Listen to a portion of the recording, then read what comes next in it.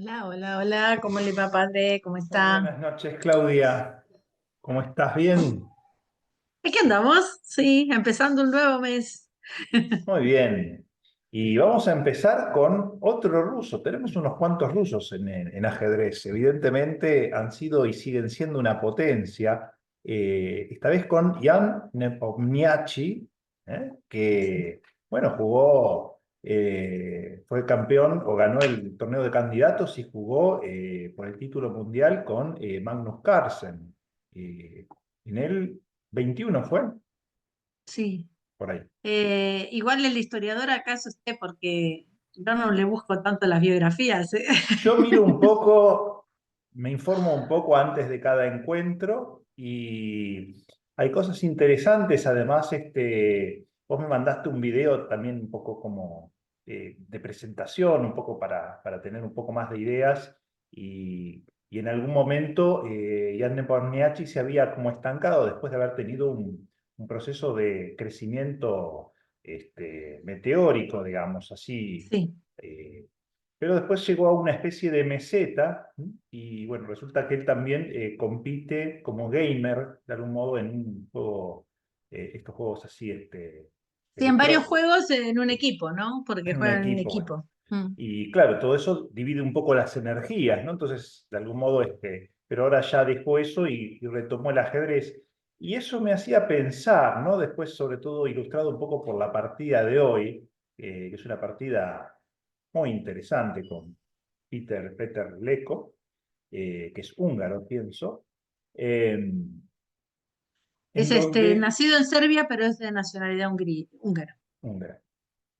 Y uno ve en el final como un ataque muy coordinado con todas las piezas, y eso me hacía pensar algo, porque al principio daría la impresión como que estaba como a la expectativa de algún modo, ¿no? Con varias piezas incluso en la última fila, es decir, en la primera fila propia, digamos, de su Sí. lado, del lado negro. Y eso me hacía pensar en algo que dice Santo Tomás, que la deliberación tiene que ser extensa en el tiempo. Uno podría decir, la dimensión como contemplativa de la acción tiene que ser bien madurada, pero después la acción tiene que ser como determinada, rápida, pronta. Y en cierto modo esto es lo que acontece en este juego. Ahora, para que se pueda dar una acción coordinada de todas las posibilidades, talentos, energías de la persona, que en el ajedrez se traduciría en las piezas, en una Mm. acción sincronizada, coordinada, en sinergia de las piezas, para que pueda producirse eso, tiene que haber como un punto de fuga, es decir, como un centro trascendente, un desde dónde, de algún modo, se organiza esa acción. Y eso es justamente lo que da la profundidad contemplativa. Pero para que haya profundidad contemplativa, para que haya posibilidad de autotrascendencia, para manifestar esa dimensión contemplativa profunda de la persona, Mm. hace falta unidad de vida. Y justamente si uno divide las energías, uno pierde mucho eso. Por eso cada uno de nosotros tiene que conectarse con ese deseo más profundo.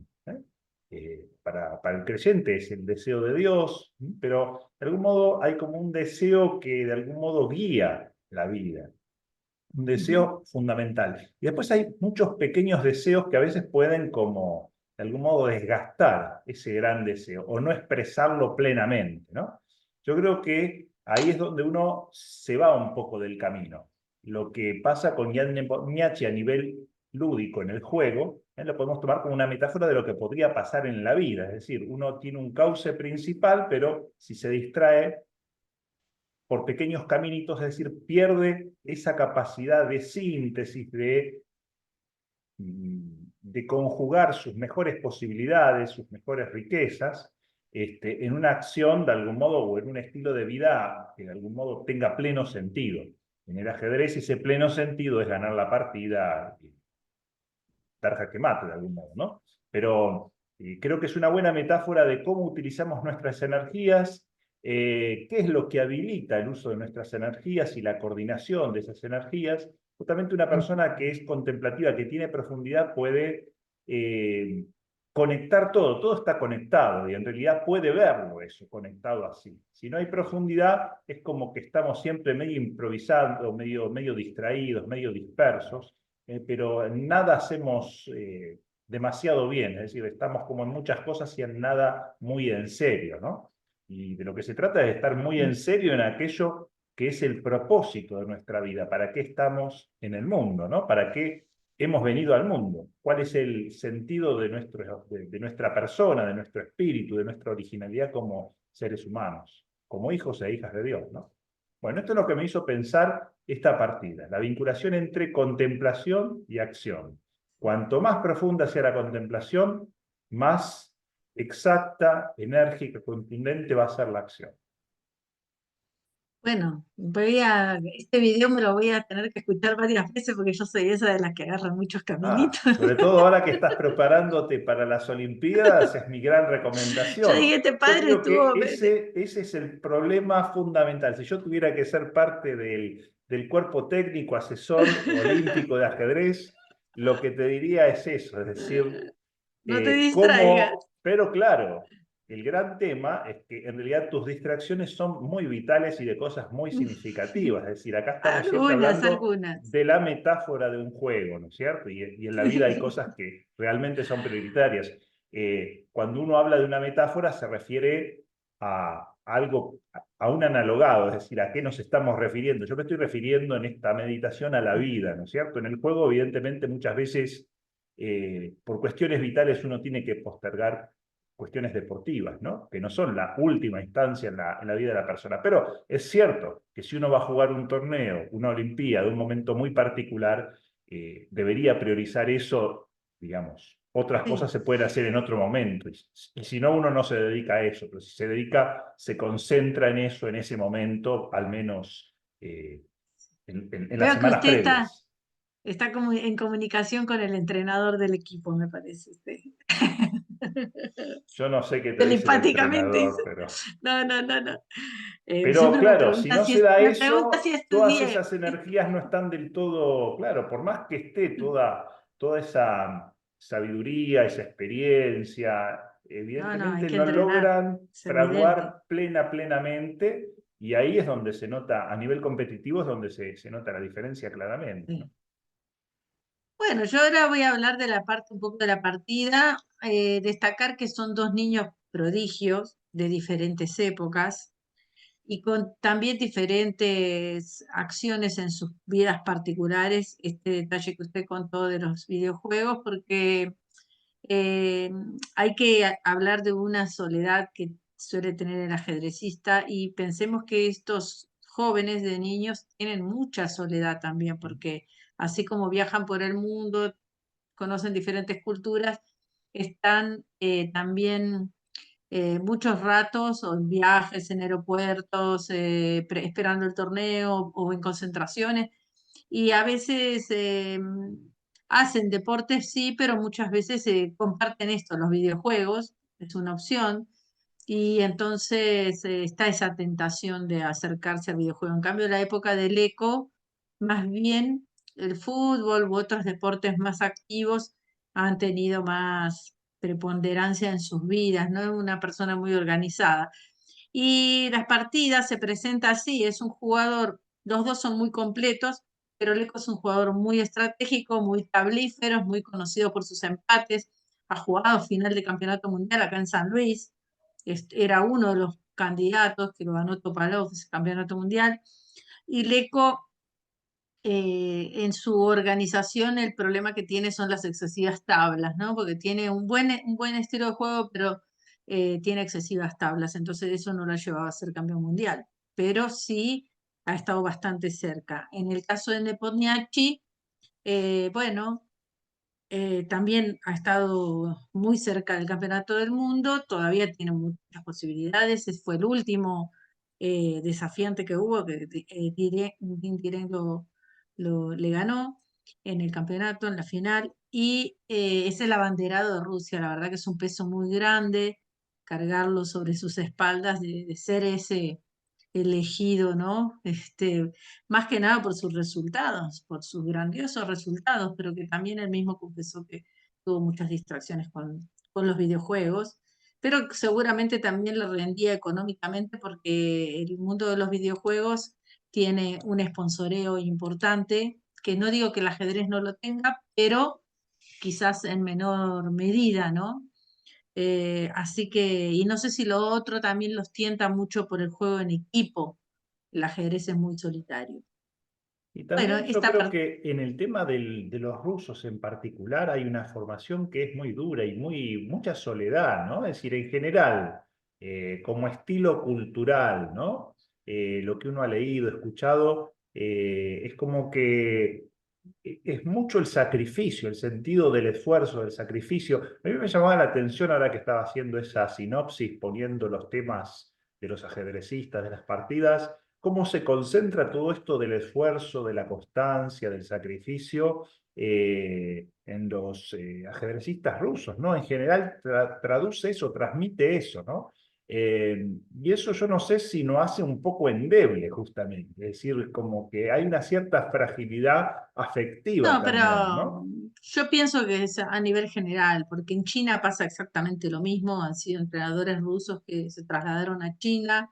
eh, Casi que yo fui testigo de eso, de la escuela china, porque jugué un campeonato mundial en Shenyang, que es la escuela china, es en un campo muy grande, es toda una ciudad dentro, donde van al colegio, todo, y ahí los entrenadores eran todos rusos, y ellos hicieron esa escuela, ¿no? Y de ahí salieron las mejores del mundo, y después, bueno, siguieron ya con los hombres, pero eh, la exigencia, yo viéndolo a Faustino, por decir uno, ¿cuántas horas estudia Faustino por día?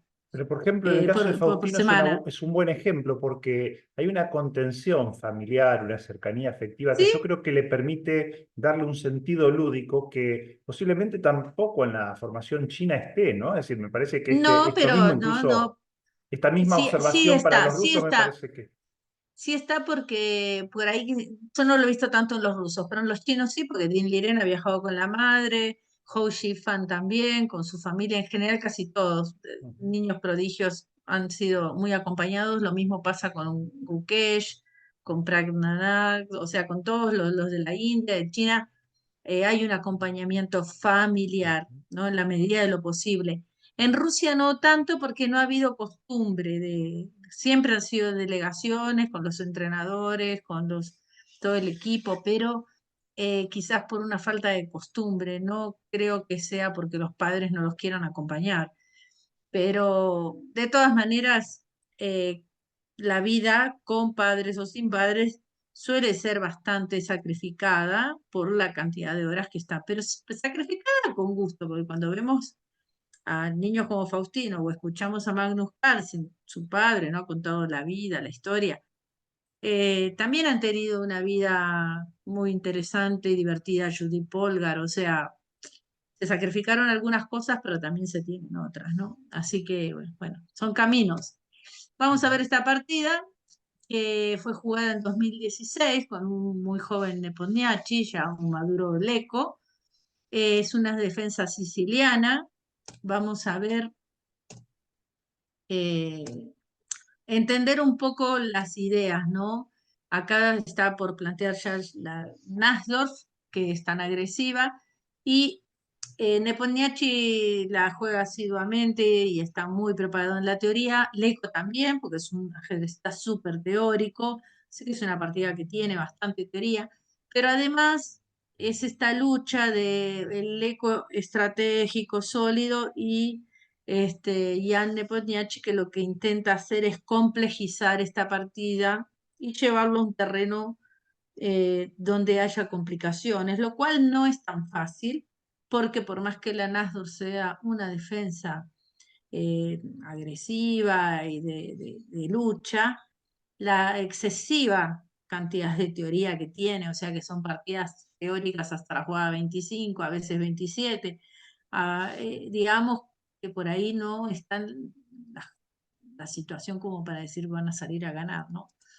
Bueno, F3, E5, este es,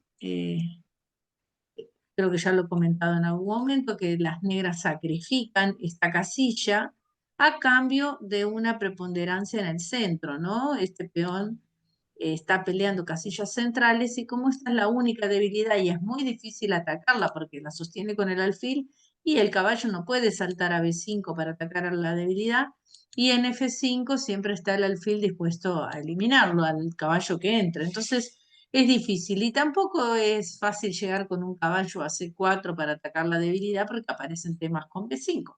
Así que las debilidades son debilidades cuando se pueden aprovechar. Ese es un consejo que les puedo dar en líneas generales. Entonces, bueno, caballo B3, hay muchas opciones. Alfil E6, alfil E3, alfil E7. Como siempre, en las primeras jugadas se van sacando las piezas. Dama D2. Entonces acá las blancas están eh, pensando en el enroque largo, ¿no? Porque tienen los caballos defendiendo, ya sacaron todas las piezas comunicadas. Entonces, si las negras enrocan corto, viene el enroque largo. Por eso, bueno, acá, ¿no? Por ejemplo, enroque corto, enroque largo, caballo BD7 para completar el desarrollo y G4, ¿no? Y acá yo puse que sin exagerar hay miles de partidas, había como 7000 partidas de esta posición. ¿No? Hay muchísima teoría y bueno, es una partida muy de ataque, ¿no? En cambio, Nepomniachtchi hace esta jugada, hace H5, que,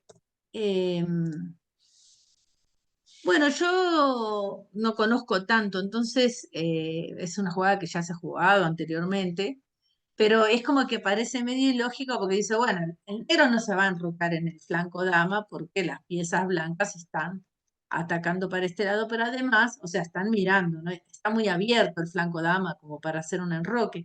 Entonces, si empieza a hacer temas con H5 es porque este rey no se va a enrocar corto, porque es lo primero que...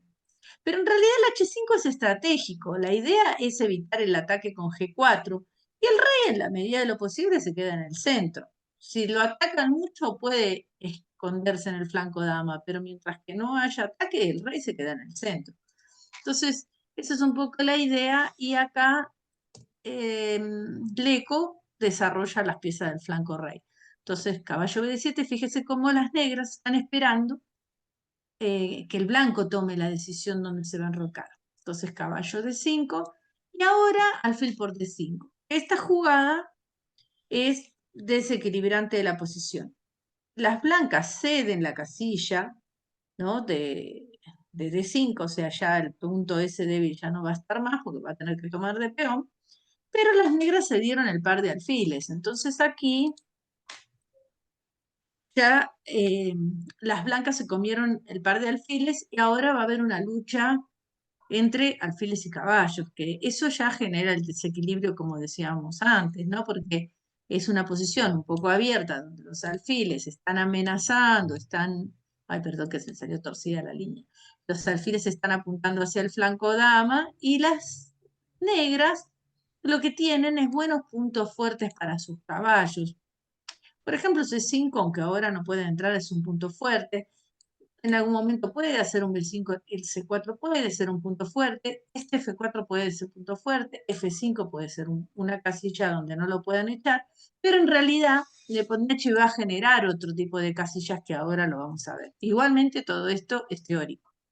Entonces, enroque. Bueno, al que no conoce tanto la línea como yo, que no las conozco tanto, me sorprendió el enroque, porque no se ve como lógico decir, bueno, hago H5 y después me enroco, pero ese H5 está de alguna manera parando el ataque. Y ahora que desapareció la debilidad en D6 y todo esto, no es tan fácil hacer el enroque largo, porque el enroque largo, las negras pueden llegar rápidamente a atacar al flanco rey, al flanco dama, perdón, con sus peones y las piezas. ¿Eh? Y acá todavía no pasa nada, todavía no se ve un ataque concreto.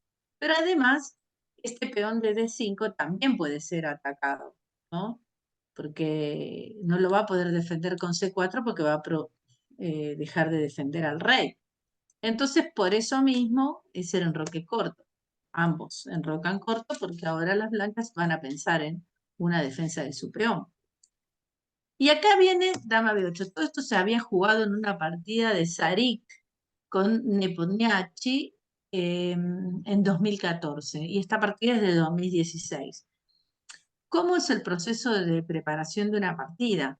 Generalmente uno ve las partidas del rival, intuye lo que el rival va a jugar y hoy por hoy se pone el módulo, como está acá, que está analizando y está diciendo que, por ejemplo, rey H1 es una posibilidad buena para el blanco o al A4. Entonces se ponen con su equipo de analistas a analizar cuáles son las mejores jugadas, los mejores planes y a partir de acá, cómo seguir. Entonces, bueno, las negras todavía repiten la línea rey H1. Esa partida la ganó Sarik, ahí la coloqué la partida.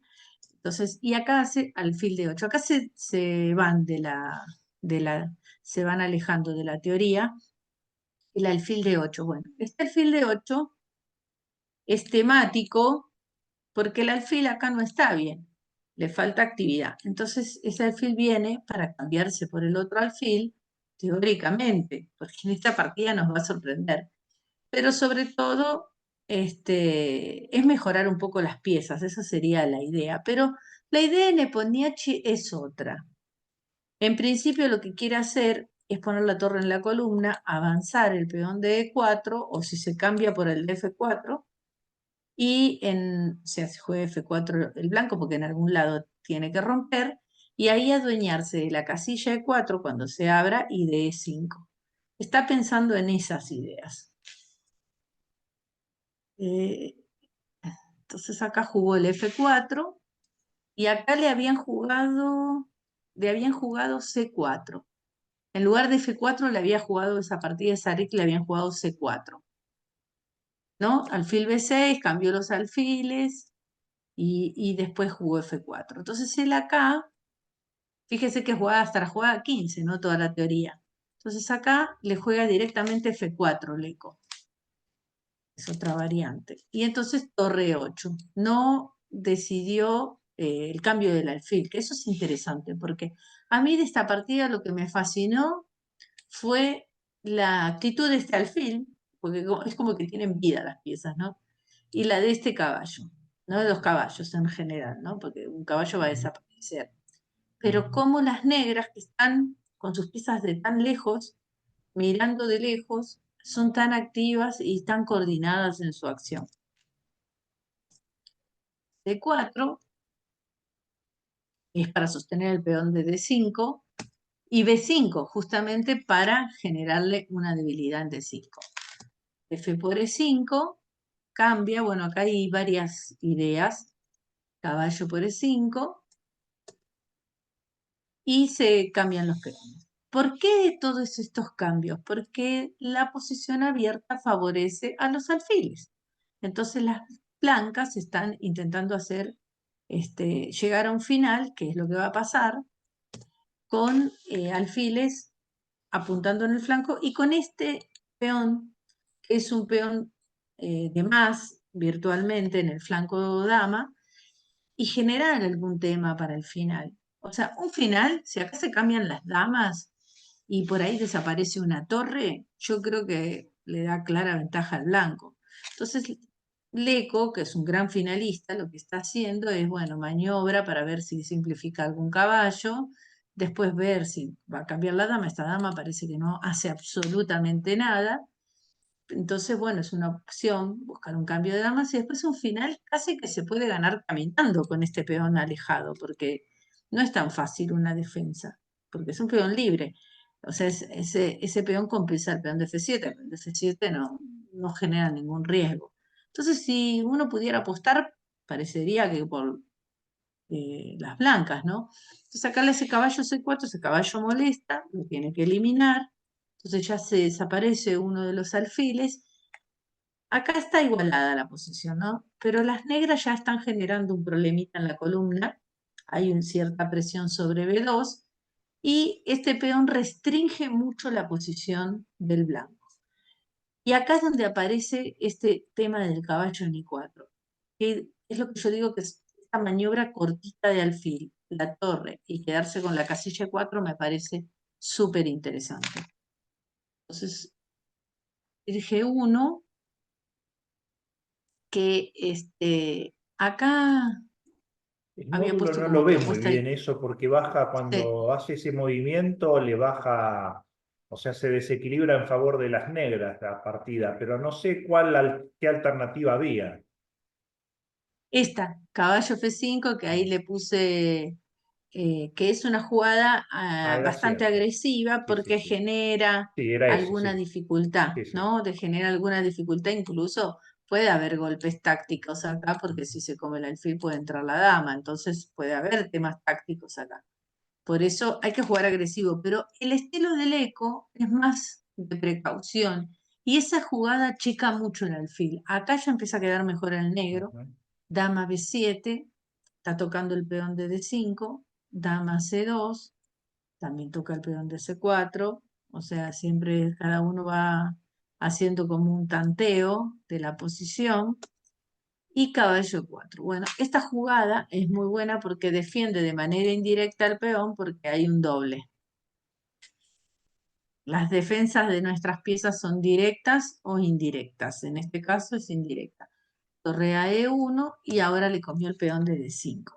Bueno, acá es donde empieza a complejizarse la partida porque las blancas tienen un caballo central, pero es más bien defensivo ese caballo, porque si vemos, no está ganando terreno en el flanco, o sea, no es un caballo ay, perdón, puede entrar a las casillas, ¿no? Y al enroque o a atacar. En cambio, este caballo es súper invasivo, porque siempre aparece el doblete, porque hay posiciones donde aparecen situaciones de mate, y de hecho en la partida va a terminar ganando. Entonces, acá si empezamos a analizar a las piezas, vemos que ese caballo D4 hace la diferencia con el de D4. Y el alfil de D8, que está hace rato plantado, es mejor que el de G1, porque este alfil tiene una proyección muy grande en el tablero, pero especialmente por el flanco rey. Y bueno, la torre de A8 está presionando. Por ahí no se va a comer el peón, pero presiona. Y la dama es la pieza incógnita que no tiene hoy una actividad porque no se está viendo, pero me gusta mucho la maniobra que ahora hace Nepomniachtchi. Después, bueno, esta torre está más agresiva porque puede salir el caballo y comerle la torre en algún momento. Entonces, es como que si vemos las piezas, están mejor las negras. Acá, un momentito, hizo dama B7 y a torre B5 dama E7, ¿no? Y esta maniobra me gustó un montón porque es como que la dama, ¿no? Se triangula de alguna manera y pasa a la iniciativa, ¿no? Nepomniachtchi se da cuenta que su dama no tiene una gran proyección y hace esta maniobra. Bueno, se va de la clavada por los temas tácticos en la columna. Y G6. Bueno, esta jugada es importante porque le saca las casillas al caballo. Y lo que vamos viendo es que esta torre está activa, pero no tiene muchas casillas porque están controladas, ¿no? B7, B6, B3, C5. O sea, la torre está como anulada, ¿no? No tiene mucha proyección. Acá jugó caballo F3. Bueno, comer el peón no se puede porque hay un doblete en D2. Hay una variante ahí, a dama por C4, caballo D2, y al atacar la torre, caballo por F1 y a dama por A8. Esta jugada está ganando porque está metiéndole el caballo a G3 y también hay entradas con la torre N1. Bueno, hay muchos temas de mate acá. Así que por eso hizo caballo F3, que defiende las entradas de caballo, pero fíjese cómo el caballo termina retrocediendo también. Dame 6, ahí defendió definitivamente su peón de C4, A4, y acá el blanco como que, bueno, no tiene, está esperando, avanzando su peoncito. Y Nepomniachtchi tira el peón H. Entonces, ¿quién iba a pensar que este H5 en la apertura ahora se convertiría en un punto de ataque, ¿no? De parte de las negras? Era una jugada defensiva y ahora se transformó. Hizo, acá hizo caballo de 4, dama de 7. Bueno, esto siempre lo explico, que a dónde se va la dama controlando el caballo, ¿no? La jugada de dama controla el caballo. Y aparte hay temas sobre la torre que está ahí en medio en el aire. Entonces, bueno, una jugada tranquila, dama por C4, y acá, bueno, el negro jugó muy bien estratégicamente y en esta posición lo define tácticamente. Siempre la táctica es una consecuencia de la estrategia. Entonces acá hace H3, que es excelente la jugada, destruye por completo el enroque, pero sobre todo vemos que las casillas fuertes del blanco son las negras, porque tiene el alfil de casillas negras. Al hacer H3, le está sacando la defensa, que es justamente la casilla blanca, ¿no? Entonces, no entrega nada y está abriendo toda la posición. Acá una jugada que tentadora, caballo de 2, nos hacen dama de 5 y están tocando la torre, ahora ya no hay temas de mate, entonces torre por A4 y torre B7, y ojo porque empieza el contrajuego ahora sobre F7 con todas las piezas, ¿no? Por ahí hay que entregar la dama. Por eso no se tienta con el doble, sino que hace H3. Esto siempre hay que tener mucho cuidado. Creo que la diferencia a veces entre un ajedrecista de élite está en esto, en no dejarse tentar por unas complejidades en medio de la definición de la partida, ¿no? Que siempre aparecen. Bueno, F3, torre F4, y acá le hace caballo C5. Bueno, alfil E6, alfil F6 era otra opción interesante, ¿no? Eh, lo que yo comenté de esta jugada es que era una jugada que se ve todas las piezas defendidas entre sí, ¿no? Que es algo muy de los maestros. Todas las piezas negras están defendidas entre sí. Hizo caballo C5 para dejar pasar la torre. Acá seguro hay presión de tiempo y Leco se equivoca haciendo B3. Tenía que haber jugado el dama de 5. Esa jugada era muy interesante porque está defendiendo eh, la gran diagonal esta que va a traer consecuencias y bueno, centralizando la dama, ¿no? Pero hace B3 y ahora aparecen los temas tácticos. Por G, rey por G y torre C8. Este caballo C5 no había sido tan buena, por eso decía el alfil a F6, era para hacer torre C8, me olvidé de decir eso, ¿no? Atacar la dama y entrar por la columna. Al hacer caballo C5 anuló un poco eso, pero acá se dio cuenta y corrigió el error, ¿no? Rápidamente trae la torre C8. Entonces ya está amenazando muchos descubiertos, ¿no? Para comer la torre. Entonces acá se va de dama, hace dama F1. Y esta jugada que a mí me parece, bueno, jugada 34, recién ahora sale el alfil, ¿no? Que estuvo toda la partida prácticamente desconectando las dos torres y expectante, ¿no? Y ahora sale el alfil y ya está ganando esta posición porque es como que se liberan todas las piezas. Este Sí, porque tiene alfil, que sacar la torre, puede entrar la dama negra y el alfil habilita la torre en la primera columna, en la primera fila. exacto, esa jugada de alfil libera a la torre para ir a C1 y la dama para ir a G4. Y entonces entran todas en acción. Torre F3, caballo E4, vuelve el caballo. Y eso también, esa maniobra de caballo constante, ir y volver a habilitar una columna y después la otra, ¿no? Cierra una columna y abre la otra, le cierra esta cuarta, la quinta línea a la torre y después la abre. La verdad que es una partida muy interesante, ¿no? Porque abre ahora el Eh, caballo, pero tiene que mover, claro, porque si no le da el doblete dama de torre, claro. Exactamente. Lo malo de los caballos es que hay que estar mirando atentamente los dobletes por todos lados. No, no, pero digo, cómo habilita la Sí, otra torre, digamos, la torre negra, digamos, a su vez, con una jugada que sí, no pierde sí, tiempo? exacto. Bueno, acá le hace jaque, RH1 y ahí entra la torre en acción. lo que usted estaba diciendo. Y bueno, una cosa que comento acá es que hace 3 jugadas, todas estas piezas, la torre, el alfil y el caballo y la dama, estaban inactivas, estaban atrás, estaban en la segunda y primera línea. Y fíjese ahora dónde están, ¿no? Ujú. Acá volvemos y Sí, sí, estaban sí. todas atrás, ¿no? Es increíble de cómo explotaron las piezas. Parece Ujú. como fuegos artificiales. Bueno, dama G2 y dama H4, acá le acomoda a la dama que hace un juego muy lindo. Bueno, la dama apoyando al caballo en F2, que ya se termina casi el mate. Entonces tiene que defender y aparece esa jugada de alfil que es impresionante.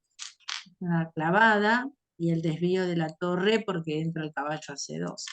Entonces siempre hay que ser muy buen táctico para hacer este tipo de jugadas porque a veces nos falla la táctica, ¿no? Entonces, ella hizo caballo F2, hay un tumulto de piezas, mientras que las piezas negras van avanzando, las blancas van retrocediendo. Torre por F2, alfil por F2 y a caballo por C1, le comen G1 y en todos los casos pierde la dama. Si toma de rey o si toma de Ujú. dama, siempre torre 1 y gana la dama. Entonces hace dama G3, aparte cae el caballo, ¿no? Dama D4, bueno, acá le hace una triangulación más, también con la dama. Dama por, y le hace el dama D2. Esta jugada, muy buena, porque apoya la torre y después, bueno, le va con el caballo y la dama, ¿no? Saca el caballo y bueno, lo perdió y es un final de piezas pesadas, pero siempre que el rey desprotegido pierde cuando hay damas y torres. Y ese rey está muy desprotegido. ¿Por qué? Porque acá lo vemos, le está controlando la séptima, estos peones van a caer también, pero aparte cuando le dé jaque No, va pero a ya ahora quedar no clavado. tiene forma de no perder la dama, ya ahora el Sí, blanco. exactamente.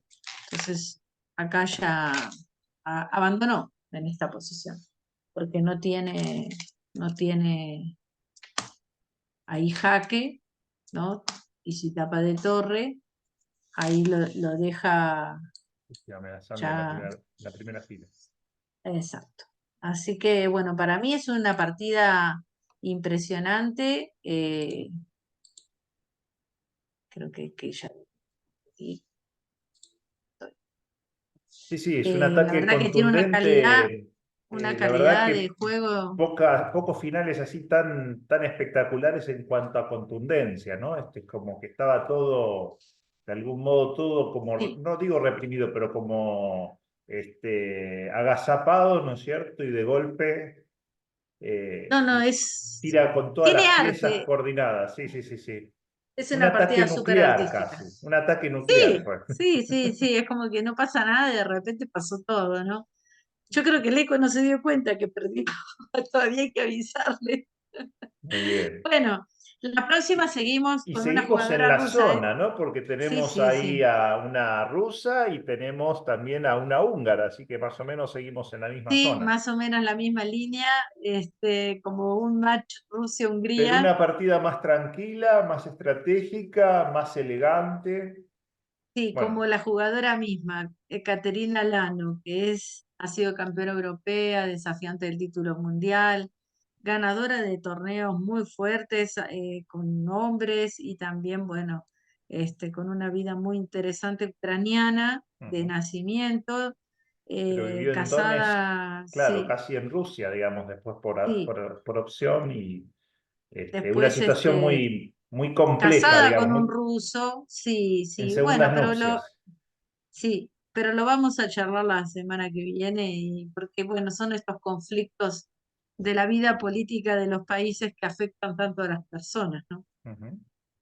Muy bien, Así Claudia, entonces nos que, veremos el próximo martes. si ¿Mm? Dios quiere, padre, Y contemplación y acción, a unificar la vida. Muy bien. exactamente. Nos vemos. Nos vemos, padre.